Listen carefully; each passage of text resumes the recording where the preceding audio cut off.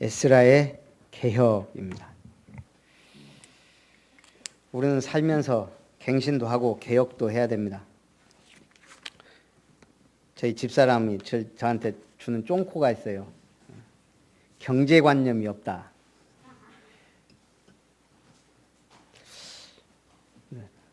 그 소리를 이제 하도 귀에 못이 박히도록 듣다 보니까 제가 이번에는 확실하게 대답을 해줬습니다. 내가 왜 경제관념이 없는지. 여태까지 살면서 용돈이란 걸 받아본 적이 없어요. 우리 어렸을 때. 아니 뭐 항상 부족해요. 용돈이란 걸 받아봐야 얼마를 저축하고 얼마를 뭐 안 하고 쓰고 뭐 이런 개념이 있지. 항상 부족한데. 그러나 사실 생각해보면 부족하진 않았어요. 먹고 사는 정도니까. 먹고 사는 데는 부족하지 않았지만 뭐 친구들 만나면 내가 팍팍 쓰고 뭐 그 정도가 안 됐다는 얘기예요. 어렸을 때. 그러다가 직장 생활을 하는데 뭐 좀 저축도 들어가고 뭐 하긴 하는데 이게 뭐 사고가 뻥뻥 터져갖고 목돈 다 들어가 버리고 저는 돈을 모아본 적도 없고 모으는 스타일도 아니고 제가 그래서 여태 난 살면서 푼돈만 가지고 살다 보니까 경제관념이 아니 내가 뭐 1억이든 10억이든 손에 들어와야 난 개념이 이걸 가지고 내가 쪼개서 어떻게 쓰고 하지. 어차피 푼돈인데 그냥 하나님 은혜로 살지. 예. 저는 여태까지 그렇게 살았거든요. 그러다가 이제 그나마 직장 생활 할 때는 그래도 뭐 제가 나름대로 저축도 하고 쓸 거 쓰고 그랬거든요. 그러다가 또 다락방 만났으니 버는 것보다 들어가는 게 더 들어가죠. 그러지.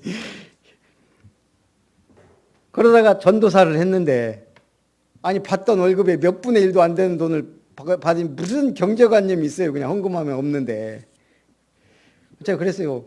난 경제관념이 생길래야 생길 수가 없는 인생을 살았다. 그러고 이제 결혼해서 이제 사례비도 다 당신이 관리하지. 재정부장이 관리하죠.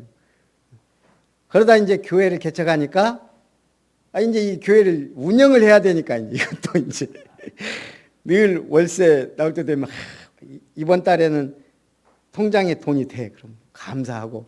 안 되면 아이고 하나님 내 성격 알잖아요. 그냥 빨리빨리 채워주세요. 이제 이런 식이지.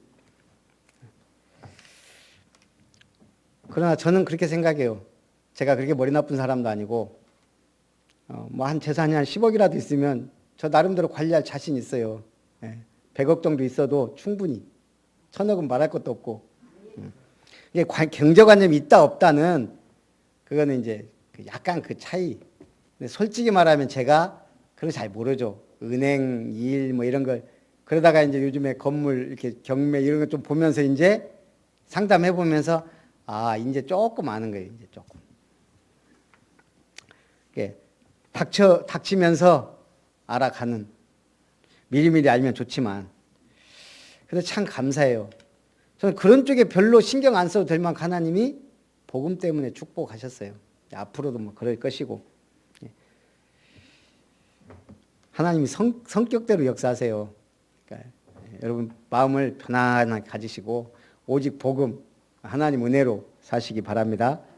오늘 에스라가 지금 어느 날 이 백성들이 이방 여인들과 결혼하고 자녀까지 낳고 한 걸 보고 너무너무 충격을 받은 거예요.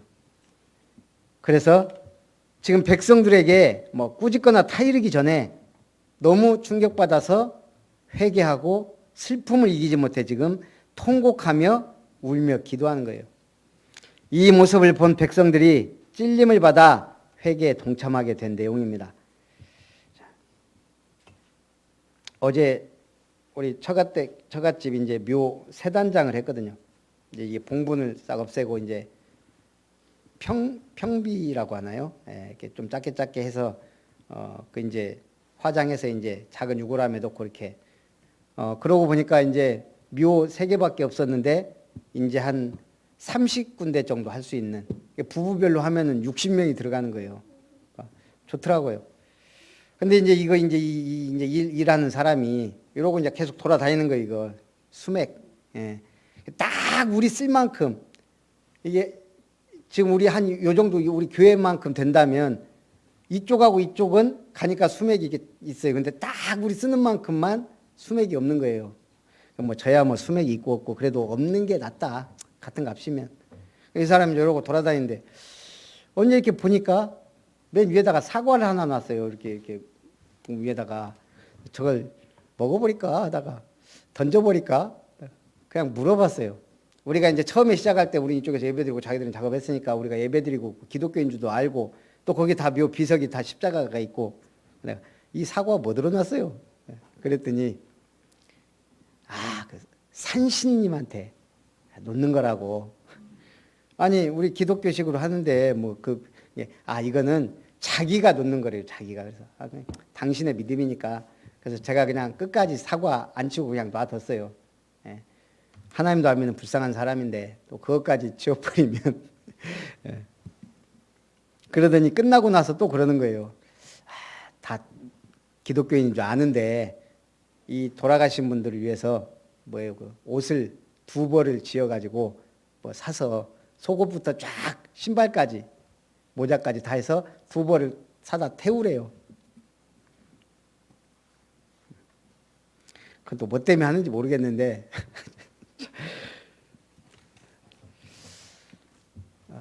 그러니까 옆에 있던 우리 큰 조카가 그러더라고요. 목사님 복잡하네요. 그래서 믿는 게 좋은 거다. 우리는 다 끝난 거다. 이 사람들 봐봐라.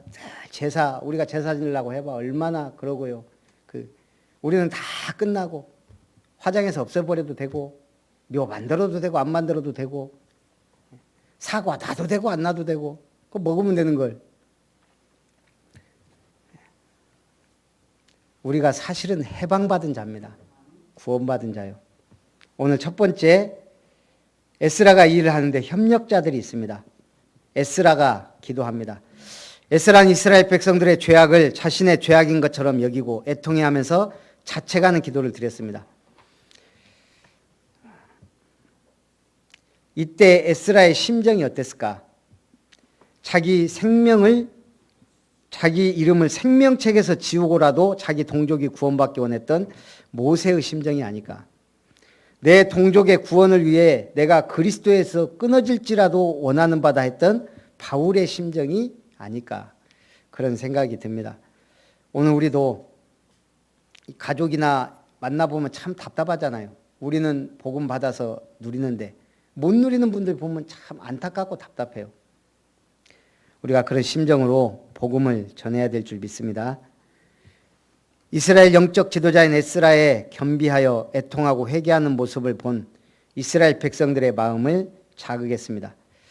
이미 모여들었던 하나님의 말씀을 인하여 떠는 자들과 그 외의 백성들까지도 에스라와 함께 통곡하며 기도하기 시작합니다. 그리고 이게 소문에 소문을 나서 백성의 남녀와 어린아이의 큰 무리가 모여들게 되었습니다. 이렇듯 한 사람이 진정으로 하나님 앞에 바로 서게 되면 그 민족까지 살 수 있는 길이 열리는 거예요. 이때 오늘 2절에 보니까요. 스가냐라는 사람이 등장을 합니다. 엘람 자손 중 여히엘의 아들 스가냐가 에스라에게 이르되 우리가 우리 하나님께 범죄하여 이 땅 이방 여자를 맞이하여 아내로 삼았으나 이스라엘에게 아직도 소망이 있나니. 그러면서 이 스가냐가 조언을 하는 거예요. 이스라엘의 소망에 대해 말을 합니다. 영적 지도자 에스라에게. 비록 소망이 없어 보이지만 이방 여자들을 모두 내보내고 하나님과 언약을 세우고 율법대로 행하자고 조언을 합니다. 이미 범죄한 것은 어쩔 수 없어도 그걸 위해 기도만 하고 울기만 할 게 아니라 잘못된 상태를 시정하고 노력하자는 겁니다. 스가냐는 에스라가 이 일을 주도하고 나서면 함께 협력하여 일하겠다고 약속합니다. 에스라가 너무 충격적인 사건에 직면해 기가 막혀 울며 기도할 뿐 다른 방도 생각하지 못하고 있었는데 뜻밖의 제사장도 아니고 서기관도 아니고 일반 백성이 어떻게 보면 이 한 사람이 나와 조언을 했는데 이게 에스라에게 큰 힘이 됐다는 얘기입니다. 저도 이렇게 현장에서 일은 많이 해봤는데 건설 현장 주로 이쪽에서 일을 해봤기 때문에 제가 산일은 처음 봤거든요. 우리가 다 놀랐어요. 이 포크레인이 큰 포크레인도 아니에요. 그냥 중간 정도 되는 포크레인인데 야 진짜 포크레인 하나가 엄청난 일들을 하더라고요. 이게 작은 산을 하나 이렇게 넘어가야 되는데 거기가 이제 우리가 1년에 한 번씩이나 가잖아요. 이제 추석 때나 가는데 보면 이제 한 번씩 가면 이제 길이 있었는데 없어졌어요. 이게 늘 보면 그쪽으로는 묘가 우리 쪽 묘밖에 없어요. 저가 묘밖에. 예. 그러니까 이제 그쪽을 가려면 우리가 길 내고 가야 되는데 길 내놓으면 또 없어지고 뭐 벌초한다고 해놔도 벌초 안 하면 이제 뭐 완전히 우거지고. 야, 포크레인이 딱 가니까요. 길이 완전히 쫙 나버리는 거 있죠. 자, 첫 번째 놀랐어요. 야, 역시 포크레인이 가니까 뭐 나무고 뭐고 싹 그냥 밀어버리더만요. 거기다가 야, 저 나무는 어렵겠다. 근데 우리가요 거기서 좀 햇빛이 좀 들도록 나무 몇 개 이렇게 좀 처리해 주라니까 그냥 미니까 나무가 부러지더만요 다. 아무리 굵어도. 야, 포크레인이 파워가 어마어마하구나. 그리고 뭐 금방 언덕 만들고 깎고 뭐 평지 만들고 그 다음에 딱 둬두고 진짜 한나절이면 된다더만 다 해보더라고요. 그리고 이제 이게 묘까지 내려가는데 이렇게 경사가 좀 있어요. 집사람이 자꾸 이거 해라 저거 해라 해서만 거기다 여기 계단 내주면 안 되냐고. 그러니까 이 사람이 한숨 한번 쉬더니 계단을 또 내줘. 야, 포크레인이 또 흙계단이지만 계단 딱딱 다져갖고 내는데 금방 계단 내더라고요. 그 이제 거기 이제 트럭 한 대가 같이 올라왔어요. 이게 또 4WD는 된다네요. 이게 이제 어떻게 후진도 못하고 이제 돌지도 못하니까 돌다가 이제 이게 이제 못 도니까 또 포크레인에다가 딱 달아가지고 이 방향 딱 돌려놔보더라고. 그러고 이제 딱 내려왔는데 저도 한두 번 보긴 봤지만 이 포크레인이 스스로 트럭에 올라가는 거 참 보면 신기해요. 우리 저기 그 집사람이랑 다 보고 놀랬어요. 포크레인이 와 만능이에요 만능. 진짜 뭐 10사람 100사람 몫을 단숨에 하더라고요. 그래서 장비가 중요하구나. 저는 늘 뭐 크레인 같은 거는 봤지 뭐 포크레인 늘 봐도 뭐 산에서 파는 거나 봤지 제가 직접 일하는 걸 옆에서 같이 보지는 않았거든요. 제가 그런 생각이 들더라고요. 저 포크레인 다루는 한 사람이 있으니 이렇게 일이 빨리 끝나는구나 수월하게. 마찬가지로 교회도 일꾼 한 명 있으면 모든 일이 수월해지는 거예요. 에스라 한 명 있으니까 이스라엘이 살아나는 거예요. 제일 첫 번째 조카가 그러니까 이번에 그거 하면서 이제 큰 조카 둘이가 왔는데 이제 첫 번째 조카가 딸아이인데 얘가 좀 시달려요. 이렇게 불면증에 엄청 좀 그런 쪽에 좀 영적으로 약해요. 그래서 이제 집사람이 늘 통화하고 막 했는데 요즘은 전화도 안 오더라고 이제. 교회도 몇 번을 연결해줘도 사역자 연결해주고 해도 끊어지고. 요즘에 좀 잠수 탔다가 이번에 왔어요. 그래도 할머니 묘한다고. 그러면서 좀 얘기를 했는데 저한테 그러는 거예요. 근데 이모부 메시지를 다 들으려고 하는데 안 들린다는 거예요. 자는 것도 안 들린대요. 아무리 들으려고 해도 안 들린대요. 자기가 불면증이 시달리니까 집사람이 늘 메시지 들으라 하니까 아무리 들으려고 해도 그래서 내가 영어로 말하냐 중국어로 말하냐 불어로 말하냐 왜 안 들리냐. 근데 집사람 메시지는 조금 들린대요. 그것도 신기하더라고요. 내 메시지는 안 들리고 집사람 메시지. 근데 저 사람 메시지도 잘 안 들리는데 예전에 렘넌트 메시지 때 엘리야 메시지 한 적이 있어요. 그거는 좀 들린대요. 그거는 제법 들린대요. 그래서 늘 그걸 이렇게 다운 받아놓고 그걸 듣는데 이렇게 내가 나중에 그랬어요. 야, 그 메시지도 계속 들어라. 근데 수준 높은 메시지를 들어야지. 내 메시지를 들어라. 이게 기도도 처음에 할 줄 모르는데 이게 터지는 시간표가 온다. 더 깊이 기도하면 방언도 터지는 시간표가 온다. 이 말씀 듣는 것도 안 들려 하고 귀를 들리는 시간표가 온다. 야가 그래요. 마귀가 자기 주변에 득실득실 해가지고 이것들이 자기 귀를 막고 있다고 알아요. 그래서 전에는 기도는 해도 그냥 스쳐 지나가듯이 했든지 한번 포럼 해보니까 이 못 듣게 만든 이 악한 귀신을 꺾어야 되겠다. 그런 생각이 듭니다. 오늘 우리가 주변에 가만히 보면 말은 안 하는데요. 저도 그렇게까지 심한 줄 몰랐거든요. 저는 대화를 많이 안 했으니까. 해보니까 메시지 드리려고 노력은 하는데 안 들려. 그리고 그렇게 자기 나름대로 심하게 불면증이 저렇게까지 심한 줄 몰랐거든요. 그래서 하나님의 말씀과 복음이 필요합니다. 오늘 두 번째 맹세와 회집입니다. 스가냐의 조언에 힘을 입은 에스라는 잘못된 사태를 바로잡기 위해 활동을 개시합니다. 에스라는 먼저 제사장과 레위인 그리고 모든 이스라엘 백성들로 하여금 율법에 근거하여 잘못을 시정하겠다는 맹세를 하게 했습니다. 이렇게 맹세를 하는 행위는 왜요? 모든 일에 있어 확정의 표이기 때문에. 히브리서 16장 6절에 6장 16절에 말했죠. 그리고 에스라는 백성들에게 맹세를 시키는 것에 그치지 않고 실질적인 행동을 하고자 했습니다. 그러나 그는 아무런 계획도 없이 일하지 않고요. 무엇보다 먼저 하나님 앞에 나아가 금식하며 기도했습니다. 그의 이러한 태도는 이스라엘의 범죄로 인해 금식하고 기도했던 모세의 행동과도 일치합니다. 그래서 에스라는 율법에만 능한 말씀의 사람이기도 하지만 기도에 능한 기도의 사람이었습니다.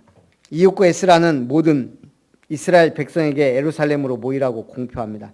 그는 사흘 안에 예루살렘에 모일 것과 이에 불응하면 재산을 빼앗고 이스라엘 중에서 축출시킬 것이라고 엄명을 내렸습니다. 이에 유다와 베냐민 지파의 사람들은 모두 예루살렘으로 모여들었고요.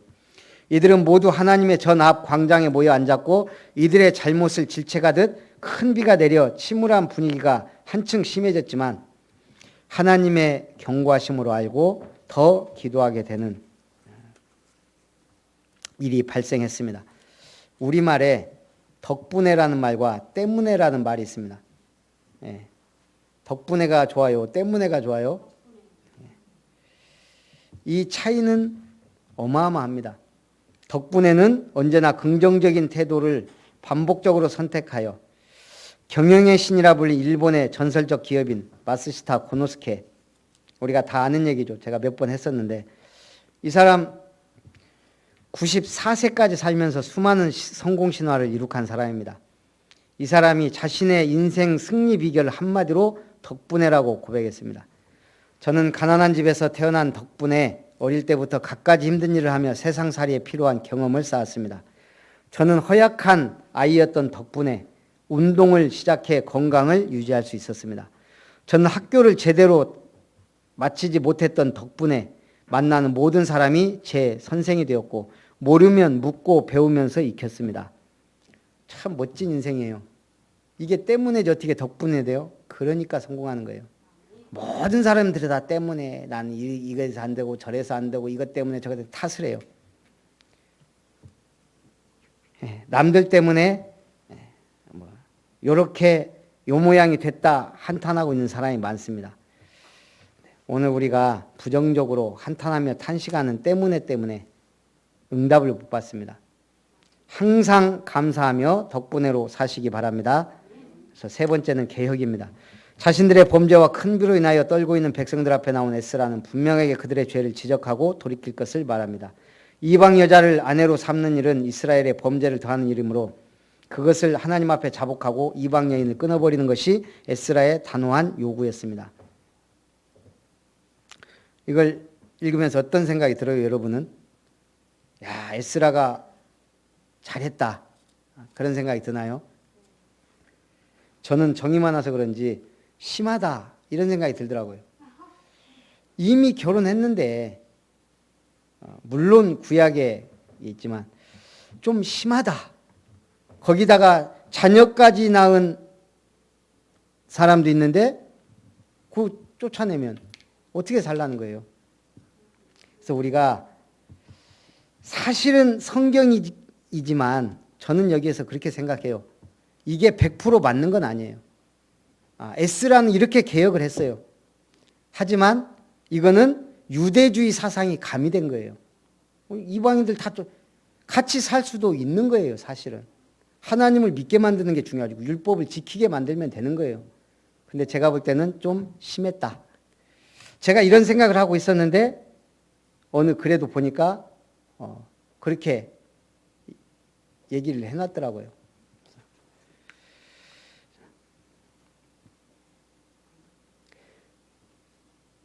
그래서 성경은 결혼에 대해서도 이혼에 대해서도 결코 가볍게 취급하지 않습니다.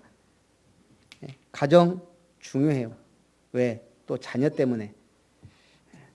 이 에스라의 개혁이 순수한 것이긴 하지만 좀 유대적 요소도 강하다. 그래서 이게 100점짜리는 아니다 이 말이에요. 그러나 하나님은 이 일을 기뻐하셨겠죠. 중요한 것은 우리가 교훈을 얻는 겁니다. 아, 이렇게 확실하게 개혁할 때는 해야 되는 것. 우리 산삼과 인삼의 차이가 뭐예요? 두 개가 좀이 다른가요? 같은가요? 예, 같은데 하나는 산삼이 되고 또 인삼이 돼요. 맞아요. 산에서 자연스럽게 자라면 산삼이 되고 사람이 인위적으로 재배하면 인삼이 돼요. 그 특징은 인삼은 4년 자라면 썩기 시작해요. 뭐 많이 자라면 6년. 신기하죠. 근데 산에서 자란 산삼은 50년, 100년을 가요.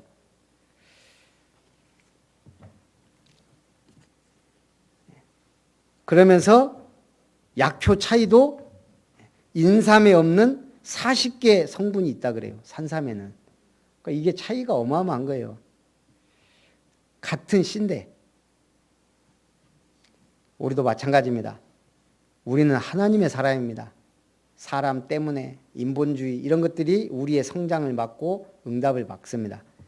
오직 하나님 중심 신본주의하고 살다 보면 하나님의 큰 응답이 올 줄 믿습니다. 결론, 에스라의 사역은 이방인과 결혼한 자들의 명단을 만드는 것으로 일단락 지어집니다. 교훈이 뭡니까? 한 사람의 진실한 회개가 100사람의 마음을 움직인다는 겁니다. 에스라의 진실한 회개는 온 이스라엘의 회개 운동의 불씨가 됩니다. 하나님은 의인 한 사람 때문에 도시를, 국가를, 심판을 취소하기도 하시는 분입니다. 그래서 오늘 우리는 악한 시대, 나 자신만을 위해서가 아니라 교회를 위해, 이웃을 위해, 나라를 위해, 237을 위해 우리 의인 한 명이 되어 우리 시대를 향한 하나님의 진노하심을 푸는, 재앙을 막는 복음의 사람이 되어야 되겠습니다. 제가 문자를 계속 보내는 분이 있는데 이분이 드디어 그 질문을 했어요. 근데 목사님 237이 뭡니까? 우리는 당연히 237 하면은 이분은 궁금한 걸 늘 물어봐요. 이렇게 저한테. 처음엔 랩넌트가 뭡니까? 랩넌트에 쭉 얘기해 줘. 그러다가 좀 자기 나름대로 처음 듣는 얘기 있으면 처음 듣는 얘기인데 너무 좋다 뭐 이런 얘기. 근데 237이 뭐냐고. 내가 이때까지 계속 문자 보냈는데 237이란 단어를 계속 넣은 건 얼마 안 됐거든요. 요즘은 좀 이렇게 넣는 상태라. 우리는 237을 지금 누리고 있는 줄 믿습니다. 그래서 이 일을 위해 교회가 바르게 세워져야 돼요. 237 때문에, 렘넌트 때문에, 복음 때문에 그 응답의 축복이 시작되기를 주님의 이름으로 축원합니다. 살아계신 하나님, 에스라의 눈물의 회개가 이스라엘을 움직여 개혁해 했던 것처럼 참으로 한 사람의 회개와 의인의 기도가 모든 것을 바꾸는 줄 믿습니다. 특별히 영적인 복음 가진 한 사람 때문에 가문이 살고 교회가 살고 나라가 민족이 사는 축복을 알게 하심을 감사합니다. 오늘도 주님이 최고의 영광을 받으시고 우리 모든 아름다운 게 성도님들 때문에 이 지역이 살고 민족과 세계와 우리 후대가 사는 또 237 선교하는 교회를 세우게 하옵소서. 주 예수님의 이름으로 기도하옵나이다. 아멘.